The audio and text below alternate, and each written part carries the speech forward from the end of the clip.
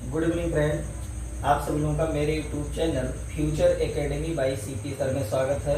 आप सभी लोग स्वस्थ होंगे, मस्त होंगे, यही मैं कामना प्रतिदिन करता हूं। और साथ में मैं छोटे छोटे टॉपिकों को लेकर के आपके जो है इस चैनल पर वीडियो के माध्यम से उपस्थित रहता हूं। मैं चाहता हूं कि आप सभी लोग बोर्ड एग्जामिनेशन की तैयारी इसी चैनल के माध्यम से करें, जिससे आप लोगों का जो है नंबर बेहतरीन से बेहतरीन है। क्योंकि मैं ज्यादा टॉपिक नहीं पढ़ाता हूँ इस चैनल पर, अन्यथा छोटे छोटे टॉपिकों को जो इम्पोर्टेंट है उन्हीं को क्लियर करने की कोशिश करता हूँ। तो आइए मैं इस चैनल के माध्यम से लवण के बारे में बात करता हूँ कि लवण किसे कहा जाता है। आप सभी लोगों ने सुना होगा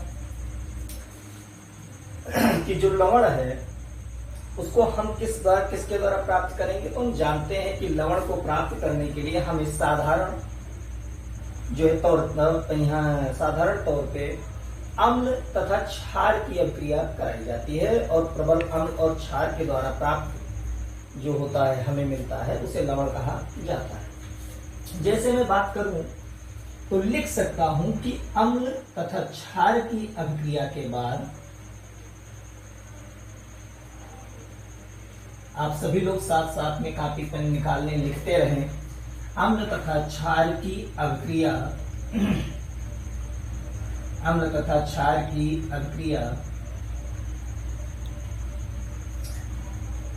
के बाद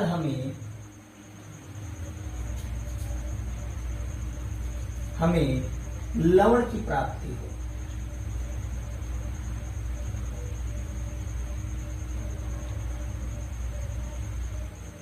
प्राप्ति होती है। मैं एग्जाम्पल के तौर पे इसको क्या करूंगा, देखूंगा कि आखिरकार में कैसे होता है। हम एक क्षार लेते हैं, उस क्षार का नाम है NaOH, जिसको हम लोग कास्टिक सोडा के नाम से जानते हैं। कास्टिक सोडा के नाम से जानते हैं। इस कास्टिक सोडा को हम लोग अभिकृत कराते हैं किसके साथ में, हाइड्रोक्लोरिक अम्ल के साथ। हम जानते हैं क्योंकि हम लोग पहले चैप्टर में पढ़े थे एक अभिक्रिया के बारे में, उस अभिक्रिया को द्विप्रतिस्थापन अभिक्रिया कहा जाता था। उसी प्रकार से यहाँ भी अभिक्रिया होगी तो कितनी होगी, द्विप्रतिस्थापन। कैसे देखेंगे हम लोग, क्योंकि हमारे पास दो यौगिक दिखाई दे रहे हैं। दोनों यौगिक में हम पहले क्या करेंगे, उनको धनायन तथा उनके ऋणायन में उनको तोड़ेंगे। क्योंकि द्विविस्थापन अभिक्रिया कहती है कि आयनों के बीच में जो विनिमय होता है उसी को द्विविस्थापन कहा जाता है। तो यहाँ भी दोनों यौगिक धनायन तथा ऋणायन में टूटेंगे और टूट करके अपने आयनों का विनिमय करेंगे। देखते हैं कैसे। ये सोडियम प्लस होता है, OH माइनस होता है, यहाँ भी H प्लस होता है, Cl माइनस होता है। अब इनके बीच आयनों का विनिमय होगा। विनिमय का मतलब लेन देन, और विनिमय हमेशा यौगिकों में कैसा होगा, अपोजिट होगा, विपरीत होगा। समान विनिमय नहीं होता है। क्योंकि समान विनिमय इसलिए नहीं होगा क्योंकि अगर धनायन तत्वों के बीच में विनिमय होगा तो उनके बीच फोर्स ऑफ अट्रैक्शन लगने के बजाय रिपल्सन फोर्स लगेगा, प्रतिकर्षण, जिससे वो एक दूसरे के पास आने की बजाय एक दूसरे से कहां चले जाएंगे, दूर चले जाएंगे। तो हम देखते हैं कि अपोजिट या विपरीत विनिमय होता है, और ये क्लोरीन विनिमय करता है किसके साथ में, सोडियम के साथ में, और क्या बनाता है, NaCl। साथ में हम देखते हैं कि ये OH विनिमय करता है किसके साथ में, H के साथ में, और किसका निर्माण करता है, जल। इसी को हम लोग लवण के नाम से जानते हैं साधारण। इसका नाम होता है सोडियम क्लोराइड। हम सभी लोग इसको खाने में भी क्या करते हैं, प्रयोग करते हैं। अगर देखा जाए तो ये साधारण लवण है, इसका प्रयोग खाने में भी किया जाता है। और इसके आगे हम बढ़े परिचर्चा करें तो बनाने की विधि तो हो ही गई कि मतलब कैसे बनाया जाता है, ठीक है। अगर हम बात करें कि आखिरकार में इनका उपयोग कहाँ कहाँ किया जाता है, तो ये बहुत ही उपयोगी है। क्योंकि इनका उपयोग हम लोग प्रबल विद्युत अपघट्य के रूप में करते हैं। किसके रूप में, प्रबल विद्युत अपघट्य।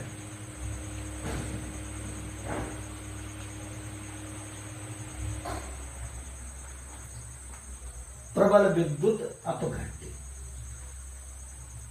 ये क्या है, मैं आपको बताऊं। कहते हैं कि जब कोई पदार्थ किसी जल में घोला जाता है तो घुलने पर वो पूर्ण आयनित हो जाए, मतलब पूरी तरीके से उसके पास जितना धनायन हो ऋणायन हो वो उसी जल में क्या करे, अलग कर दे। तो ऐसे पदार्थों को हम लोग प्रबल विद्युत अपघट्य के नाम से जानते हैं। अपघट्य का मतलब क्या हो जाना, टूट जाना। अन अपघट्य इसके साथ में होते हैं, वो क्या होते हैं, कम आयनित होते हैं। तो ऐसे पदार्थों का उपयोग हम विद्युत उत्पादन में नहीं करते हैं। हम ऐसे पदार्थों का उपयोग करते हैं जो प्रबल क्या होते हैं, विद्युत अपघट्य होते हैं, जो जल में घुलने पर पूर्ण आयनित हो जाएं या पूरी तरीके से धनायन तथा ऋणायन में क्या हो जाएं, टूट जाएं। तो इसके मतलब पहला उपयोग क्या है, प्रबल विद्युत अपघट्य के रूप में।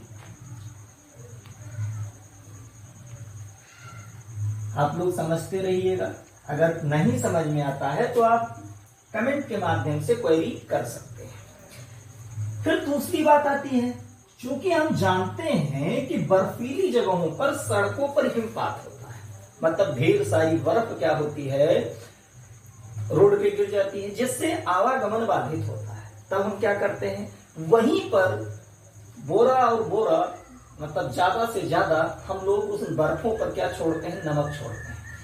क्योंकि जैसे नमक छोड़ते हैं वैसे बर्फ पिघलना तेजी से क्या होती है, प्रारंभ हो जाती है, और जो आवागमन होता है वो पुनः क्या होता है, संचालित हो जाता है। आप इसको तो छोड़िए, आप अपने घर में भी देखा होगा कि कभी कभी हम बाजार से लाते हैं बर्फ और कोल्ड ड्रिंक उसमें क्या करते हैं, डालते हैं कोल्ड ड्रिंक का डिब्बा कि जिससे वो ठंडा हो जाए। अगर वो बर्फ पिघलने में समय लेती है तो आप उसी बर्फ के ऊपर किसका छिड़काव करते हैं, नमक का, जिससे वो बर्फ जल्दी से पिघल जाए और क्या हो, हमारा कोल्ड ड्रिंक का डिब्बा जल्दी से ठंडा हो जाए। तो हम ये भी कह सकते हैं कि हिमपात या बर्फबारी वाली जगहों पर जहां पर सड़क पे बर्फ जमा हो जाती है उसको क्या करने में, पिघलाने में या हटाने में प्रयोग किया जाता है। तो लिख सकते हैं इस बात को।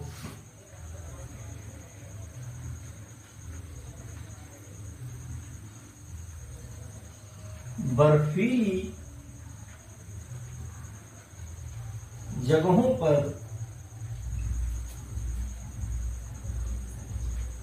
पर सड़क से बर्फ को हटाने में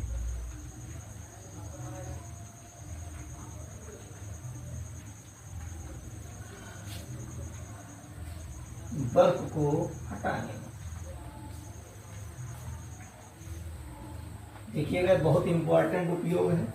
आप अपने घर पे भी इसका उपयोग कर सकते हैं। बड़ा कटोरा लाइए, उसमें थोड़ा नमक छिड़किए, देखिए कितना तेजी से वो पिघलता है। फिर तीसरे उपयोग की मैं बात करूं, आखिरकार में ये विचार हमारे मन में आता है कि ये कहां से प्राप्त किया जाता है। इसको हम लोग समुद्र से भी क्या करते हैं, प्राप्त करते हैं। तो कैसे, कहते हैं समुद्री जल से हम नमक का पृथक्करण करते हैं, मतलब जो नमक उनमें पाया जाता है जितने परसेंट में, उन परसेंटेज से हम NaCl को उनके जल से क्या करते हैं, अलग करते हैं। एक बात और समझिएगा, कुछ चट्टान होती है, उन चट्टानों से भी क्या करते हैं, नमक की प्राप्ति की जाती है। तो अगर कोई पूछे आप कहां से मिलता है, तो समुद्री जल से भी प्राप्त होता है, और कुछ चट्टानों से भी नमक को क्या किया जाता, प्राप्त किया जाता है। तो लिख सकते हैं चट्टानों तथा समुद्री जल से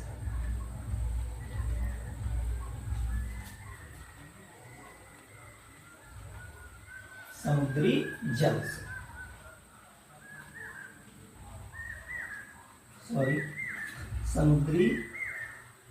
जल से प्राप्त किया जाता है।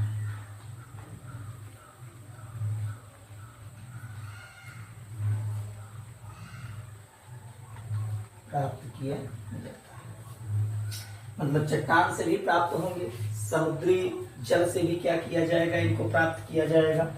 ये 3 उपयोग हमने पढ़े। चौथा उपयोग इनका कहाँ किया जाता है, वो भी हमें ध्यान देना है। हम जानते हैं कि खाना पकाने में, क्योंकि हम अपने घर में खाना खाते हैं, तो इसी NaCl का जो साधारण नमक है इसका उपयोग करते हैं खाना पकाने में।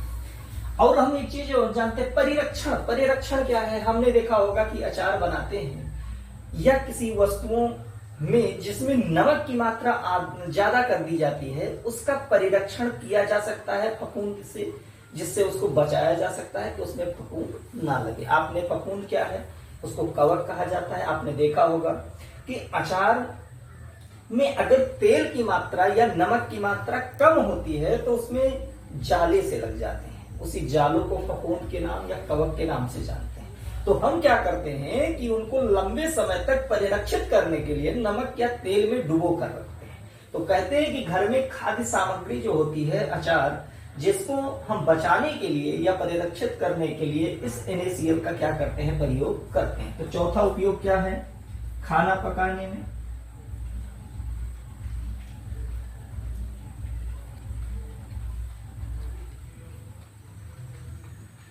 तथा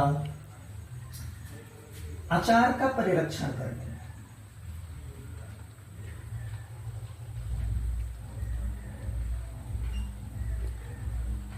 अचार का परिरक्षण करने में।